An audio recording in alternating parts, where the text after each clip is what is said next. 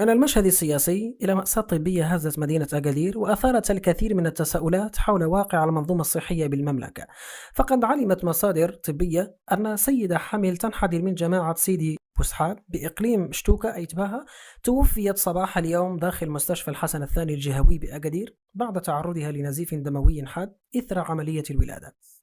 السيدة كانت قد نقلت أولا إلى المستشفى الإقليمي حيث وضعت مولودتها في صحة جيدة، لكنها تعرضت لمضاعفات خطيرة جعلت الطاقم الطبي يقرر نقلها إلى مستشفى الحسن الثاني وهناك فارقت الحياة. الحدث المؤسف جاء في وقت يعيش فيه المستشفى نفسه حالة من الارتباك بعد قرارات توقيف طالت 17 إطارا صحيا من بينهم أطباء ممرضون وقابلات، وذلك بناء على تقرير من المفتشية العامة لوزارة الصحة حول وفيات سابقة في صفوف النساء الحوامل.